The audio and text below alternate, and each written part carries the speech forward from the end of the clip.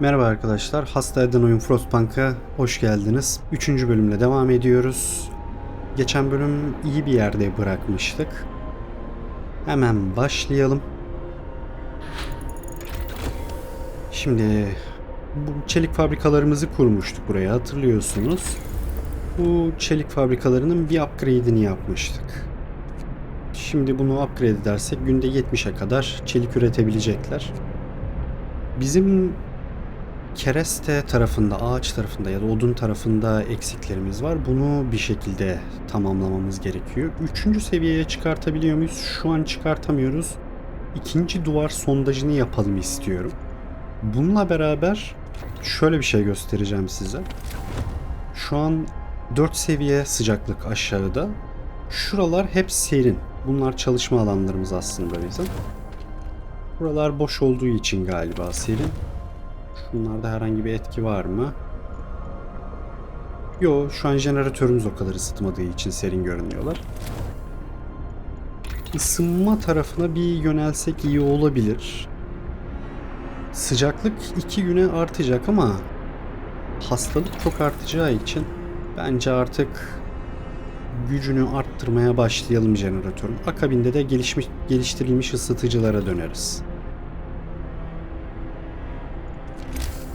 Şuraya hemen 2. duvar sondajımızı yapalım. Hatta şöyle çekebilir miyiz? Çekemeyiz. Şunu da hafif uzatalım. Şöyle güzel bir tasarım olsun. Şuradan da direkt bağlayalım. Daha sonra gerekirse yolu değiştiririz. Onlar çok maliyetli değil zaten. Depoda eksiğimiz oluşmaya başlayacak. Yemek konumuz iyi gidiyor şu anda. Kaynaklardaydı galiba depo. Şuraya bir tane daha depo atalım. Yemekleri oraya koyarız.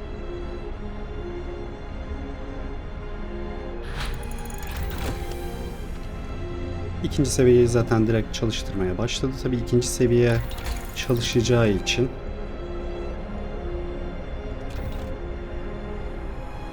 ısıtmadan önce şunlara ısıtma vermek istiyorduk ama bir genişletme yapsak iyi olabilir. Menzilini de genişletelim. Tabii bizim kömür ihtiyacımız artmaya başlayacak. Bu nedenle şunun yerine bir tane daha kömür madeni koyalım hemen. Şöyle bağlayalım yolunu.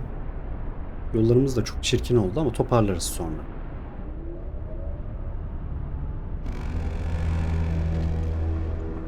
Buraya müsait kişi de kalmadı bizde tabi. Çelik fabrikalarını geliştirecek paramız var. Yeterli gelir bunlar. Şöyle yapalım. Şu insanları getirecek zaten. Kalabalık bir grup geliyor yine.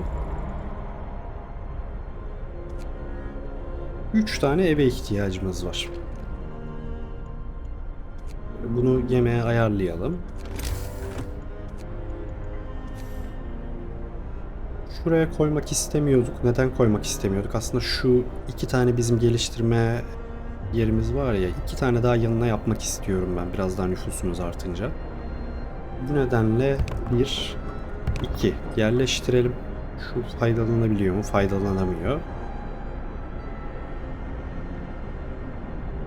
Bir tane de buraya koyalım. 3 ev zaten yeterli olacak. İzciyi gönderebileceğimiz bir yer var mı? Yok. Şöyle yapabiliriz. Şu izciyi seçelim. Hava istasyonuna doğru yola çıksın onlar da. Oraya vardıktan sonra şunları belki geri döndürmemiz gerekir. Onu ayarlarız. Hemen buraya işçilerimizi yönlendirelim. Teknoloji için bir tane daha atölye yapalım artık. Hatta 2 tane yapalım. Mühendisimiz bol şu an. Hastalıklar çok başladı tabi.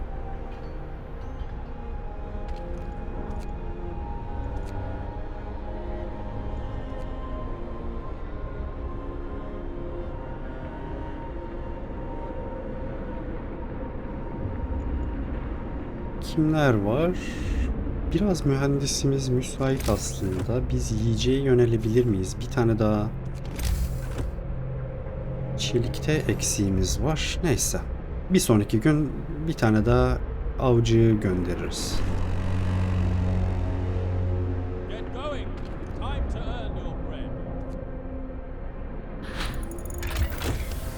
Şimdi menzilini arttırdık ama bir menzilde kalsın çünkü etrafında şu an hiçbir şey yok. Biz şöyle bunu yapsak %10 daha az kömür tüketecek. 2 güne kadar kömür stoğumuz var. Zaten ikinci kömür madenini de attık. Şu anlık idare eder bizi. Biz gidelim şunu koyalım.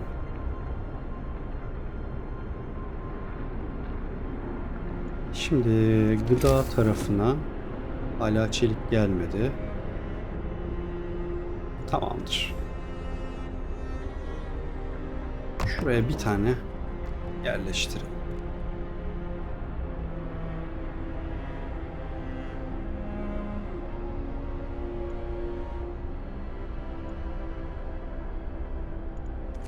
Stoğumuz doldu. Bunu gözden kaçırdım. Şöyle yerleştirelim. Kaynak deposu inşa etmedik kömür için. Onu halledelim hızlıca. Keşif tarafında yapabileceğimiz aslında şu var. Daha hızlı gidip gelmelerini sağlayacak. Bence direkt buna girelim.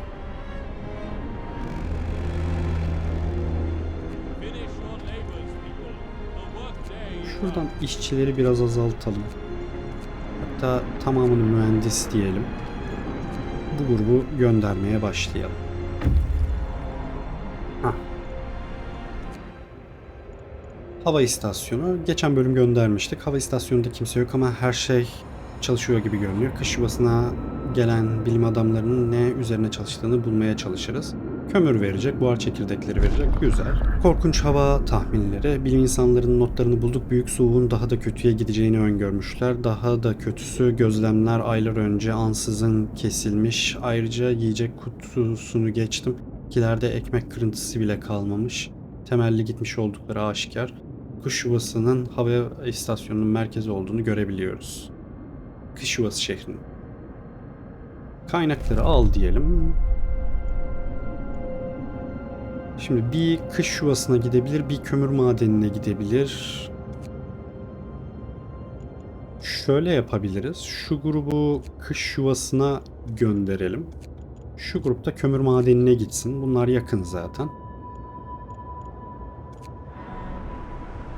Tamamdır. Çok kısa süreye varırlar zaten.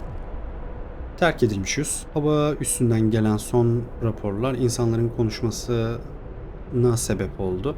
Böylesine önemli bir tesisin terk edilmiş olması onları korkuttu. Bazıları Londra'dan çıkmanın iyi bir fikir olup olmadığını merak etmeye başladı. Birkaçı açık açık yas dövünüyor. Gelmememiz gerektiğini biliyordum. En azından Londra'da gerçek evler vardı, çadırlar ve tahta barakalar değil. Yakında cevaplara ulaşacağız. Neyse yani morallerinin bozulması normal zaten. Şuraya stoğumuzu arttıralım. Kötü gitmiyoruz şu anda. Fena değiliz.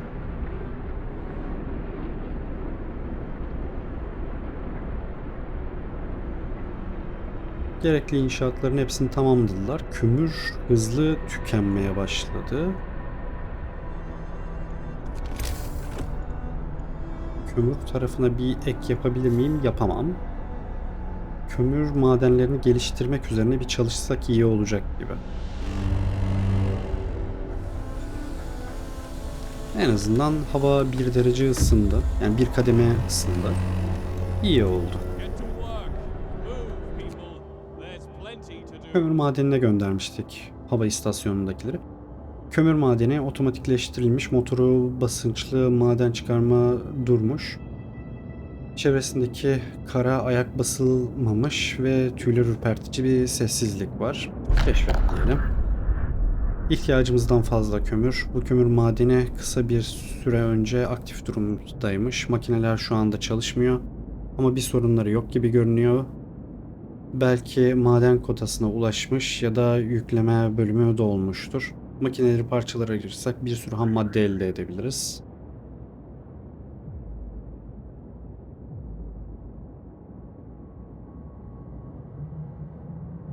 Şu an sadece depolanmış kömürü alabiliriz. Ya da kaynakları için makineleri parçalayabiliriz. Bu durumda bu kömür madenini bir daha çalıştıramazsın diyor. Düşünelim, dışarıdan kömür istiyor muyuz? Kömürün her türlüsü iyi aslında. Dışarıdan gelmesi depolamamızı sağlayabilir daha sonra. Ama şuradaki iki tane de çekirdek var ya, onlar da gözüme takılmıyor değil. Şimdilik depolanmış kömürü alalım. Bu arkadaşlar artık geri dönsünler. Şurada zaten karakol ifadesi galiba çıktı. Teknolojilerde karakol görmüştüm şu keşifte. Bir yerlere karakol için inşaat yapabiliyorum. Kaynaklara gittim.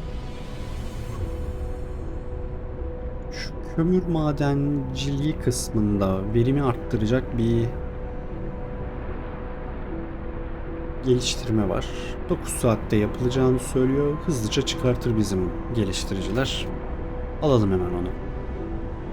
Bizim ağaç konumuz yine dolmaya başladı. Stoğumuzu arttıralım. Nerede bu? Kaynaklar, kaynak deposu. Hemen bir depoda atsınlar. Söz yerine getirildi, umut artar. Hatta bir depoda atalım, bir depoda yemeğe gitsin. Çünkü yemeğimiz de şu an fazla var. Ben şunu istiyorum. Biz çorba üretiyorduk ya, artık çorba üretmeyelim. Standart öğüne dönsünler. Huzursuzluğu azaltır en azından o biraz. Zaten yeterince yemek stoğumuz var.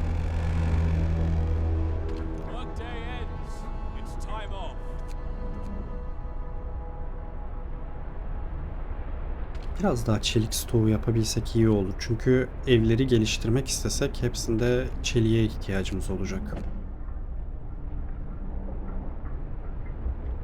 Boşta insan var mı? 12 kişi var. Kömürümüz 23 saat kaldı.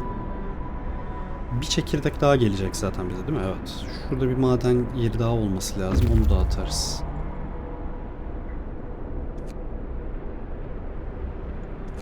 Hatta şimdiden atalım onu. 2 maden mi? Bir maden.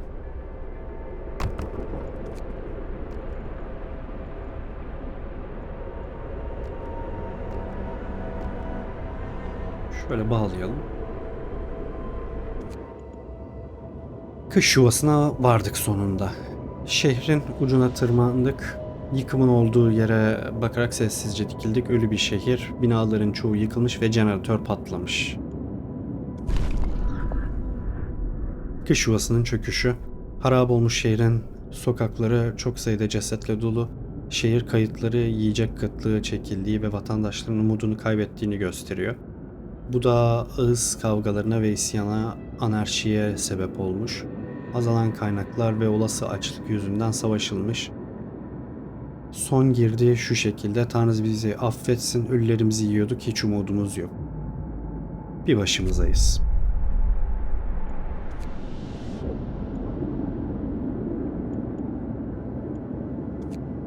Bu kişiler buraya yakın, hemen buraya gitsinler. Siz de yeni açılan Amerikan kampı yerine gidin. Birkaç büyük çadır, yaşam belirtisi yok. Bir bayrak üzerlerinde dalgalanıyor. Amerikan bayrağı. Bu mesafeden bile Birleşik Amerikan bayrağını kaçırmadık. Diğeri neydi? Kar uçurumu. Yüksek kar uçurumu. İçinde bir delik var ve iskan edilmiş telaşlı yalnız bir insan figürünü görebiliyoruz. Tamam, gitsinler. Nüfusumuzu arttırırız. Yalnızız. Haberler şehirdeki herkesi şok etti. Burada bir sürü yerleşke inşaat ekipleri olması gerekiyordu. Jeneratör tarafından ısıtılan evlerinde normal hayatlar yaşayan insanlar, ama yalnızız, umut azalır.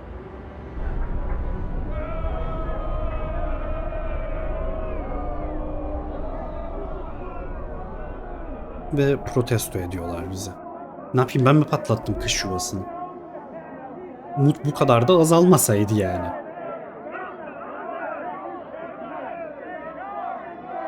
Mutluyduk yani biz. Kış yuvası düştü. Hepsi öldü mü? Yardım olmadan burada nasıl hayatta kalacağız? Londra'ya geri dönmek zorundayız. Bu donmuş çölde bizim için hiç umut yok. Kış yuvasının kaderinin haberi şehirde yayıldıkça insanlar toplanmaya başlıyor. Bazıları her şeyi bırakıp Londra'ya kaçmak istiyor. Panik oluşmaya başlıyor. Onlara bir amaç verelim. Düzen ve disiplin, inanç ve manevi güç. Yolumuzu seç. İnsanlar korku ve şüpheden dolayı sarsılmış vaziyetteler ve acı çekiyorlar. Hayatta kalma ihtimalimize dair olan umutlarını kaybettiler. Çaresizlik hızlı bir şekilde pervasız hareketlerde bulunmalarına sebep olabilir. Bir gelecek vizyonunun ardında onları birleştirmelisin. Hemen onlara neyin amaç verip umudu tekrar yeşerteceğine karar ver. Yoksa şehrimiz kış yuvasını yiyip bitiren kaosa sürüklenir. İnanç ve manevi güç. İbadethane. İbadethaneyi açarsak inancımızı huzur içinde gerçekleştirebileceğimiz bir yere ihtiyacımız var. Bu kanun yayınlandıktan sonra bir diğeri bir gün 12 gün sonra. O zaten standart. Yeni bina açılacak. Vaaz verebileceğiz. İbadet için bir araya gelecek. Umutları yükselecek. 2 tane inşa etmemiz gerekiyor. Hemen imzalayalım. 2 tane inşa ederiz zaten.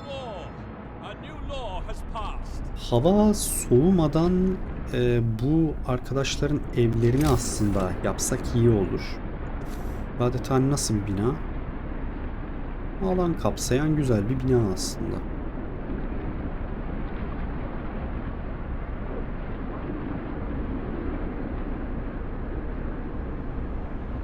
Bunu şöyle güzel bir yere ayarlamak istiyorum da herkesi kapsasın. Herkes inançlı olsun. Mesela şurası süper gibi duruyor. Neden? Bu tarafta çok fazla evimiz var ya şu anda. Bunların hepsini kapsayacak. Ve şuradaki alandan da faydalanacak. Hiç de süper değil çünkü burada bir tane boşluk bırakmamıza neden oldu.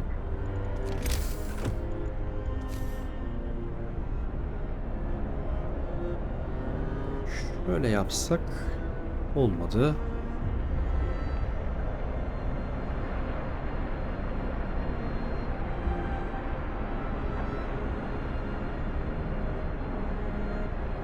Peki. Bizim şu an o kadar fazla hastamız yok. Şunu yıkıp yerine yapalım. Şu araya. O işimizi görür.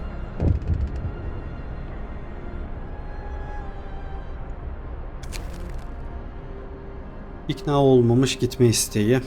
Efendim, çoğunluğu ikna ettiniz ama umut çok düşük. Bir grup insanımız hala o kadar korkuyor ki 15 gün içinde Londra'ya kaçmak istiyorlar. Fikirinizi değiştirmeye geldiler. İnanç bizi kurtaracak mı diyorsunuz? Saçmalık.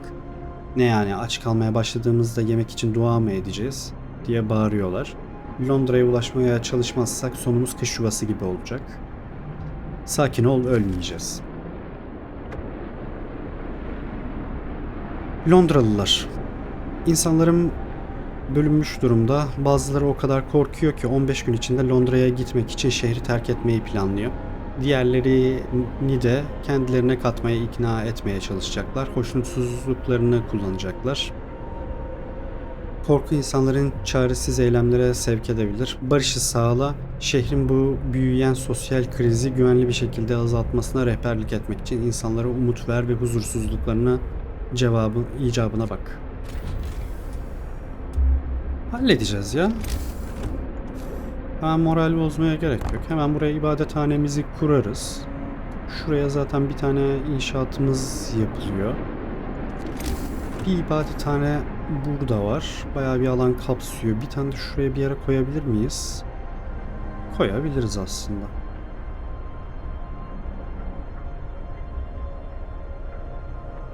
İç içe gibi olacaklar ama koy gitsin, ne olacak? Yok, koyamayız. Şunun menzili yetmedi.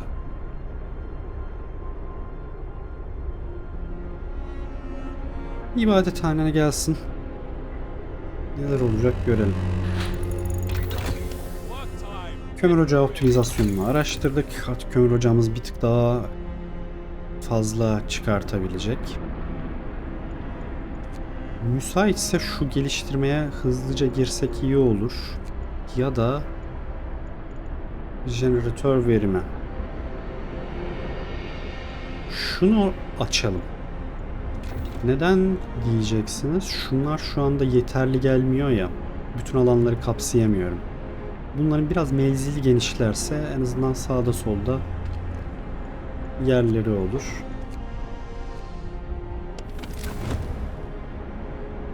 Şu an şehir iyi. Tabii şu sıcak düşüşü geldiğinde o şehir böyle durmayacak. Kar uçurumu. Bunu okumuştuk zaten. Geçiyorum. Keşfet diyelim. Kış yuvası mültecisi. Uzaktan gördüğümüz adamı hiçbir yerde bulamadık. Onun yuvasını ararken kış yuvasından kaçmış olan bir bilim insanının günlüğünü bulduk. Açlık içindeki şehir kaosa sürüklendikten sonra lideri olan ordu yüzbaşısı kendine mutlak bir hükümdar ilan etti. Kuvvet kullanarak emirler vermeye çalıştı. Çok sayıda insan hoşnutsuz bir şekilde şehri terk etti ve diğerlerinin çoğu da ona karşı ayaklandı. Kaynakları alalım. Gizli mağaraya hiç güvenemedim. O nedenle bu arkadaşlar tatlı su kaynağına gitsin. Çünkü ellerinde 3 tane çekirdek var. Bu 3 çekirdeği kaybetmek istemiyorum. Şöyle gidelim. Su yüzeyine yansıyan uzaktaki güneş ışığı yansımalarını görebiliyoruz. Buradaki donmamış su tatlı su kaynaklarının varlığını işaret ediyor. Gidelim bakalım. Yemek vesaire bir şey çıkar muhtemelen.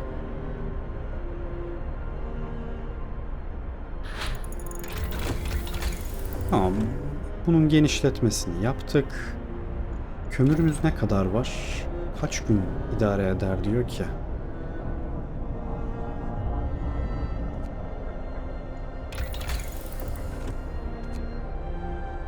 Şu baraka ne kadar? 10 kişi olacak. Fiyatı 10 odun, 10 çelik. Baya bir geliştirme yapabiliriz. Bunları evleri artık upgrade edelim. Huzursuzluğu azaltacaktır çünkü.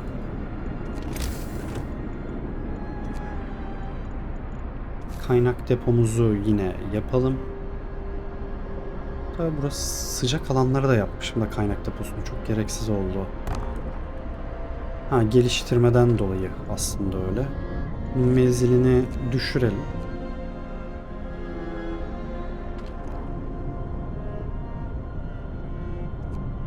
Şuraya ibadethane yapacaktık ya. Arada bunu da yapsınlar müsait bir zamanda. İnsanları karşılasın. Ve kaynak depomuzu yapacağız. Hatta bir depo daha yapalım, yedekte dursun.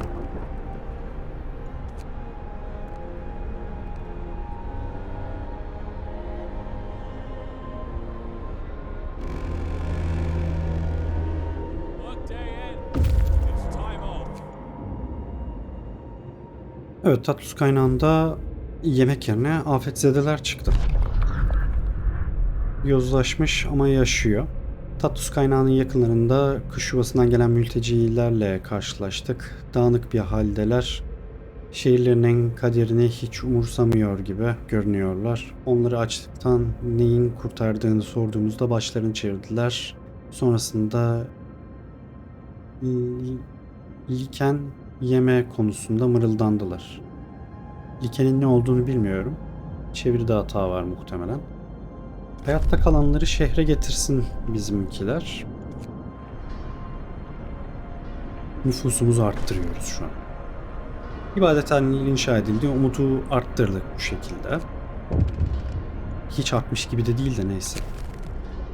İnancın yeniden doğuşu. Efendim insanları ibadethaneyi ziyaret etmeye başladılar. Henüz sayıları çok değil ama bir şeylerin başlangıcı olabilir. Gerçekten uygun ibadethaneye ihtiyaçları vardı. Güzel. İbadethanede bir şey yapabiliyor muyuz?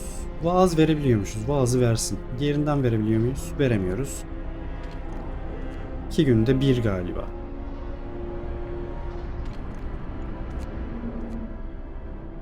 Yemek konusunda da sıkıntımız kalmadı ama şu an en büyük eksiğimiz kömür tarafında olabilir. Kampta yaşayan ruh yok. Bir düzine sıska beden bulduk. Şaşırtıcı bir şekilde amputelerin çoğu protezli. Aç Amerikalılar. Amerikan kampında yiyecek dışında tüm erzakları vardı. Çadırları ararken daha fazla açlıktan ölmüş kurbanlar bulduk. Birçoğunun yıpranmış kıyafetlerinde bir şirket sembolü vardı. Tesla imalat. Onları ancak gömüp ekipmanlarını alabiliriz. Geçici yerleşim var. Ekipmanları alalım. Geçici yerleşime gidelim. Bu arkadaşlar geçici yerleşime gitsinler.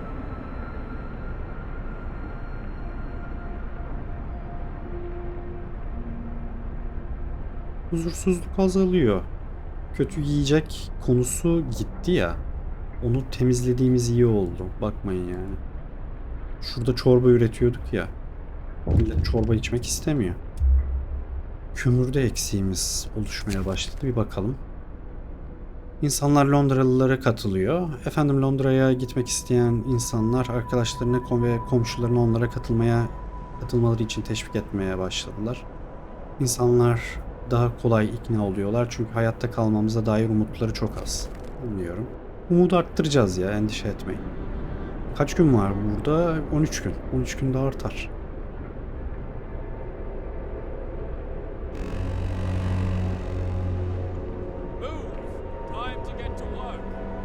En büyük sorun şu kömür konusu.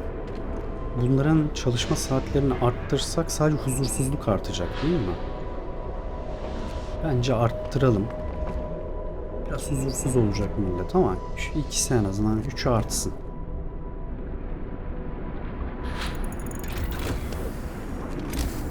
Çok güzel. Baraka. Ne upgrade edeceğiz bunları zaten. 1, 2, 3 diyelim.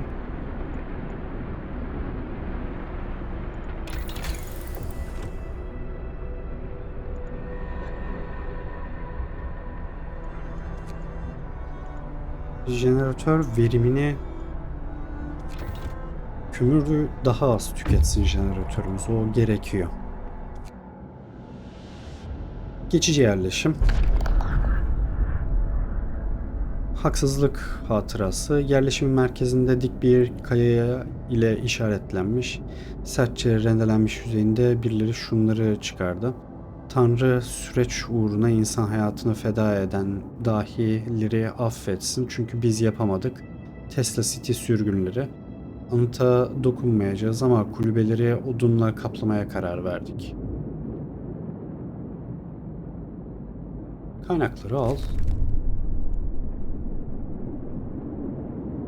Bu arkadaşlar buraya gitsinler. Kısa süreye gidecekler çünkü. Şurada muhtemelen insanlar var. Surla korunan koloni. Taş, buz ve kardan yapılmış altar bir duvarla çevrili oldukça büyük bir yerleşim. Faaliyeti yok, duman yok. Ne olduğu çıkar orada zaten.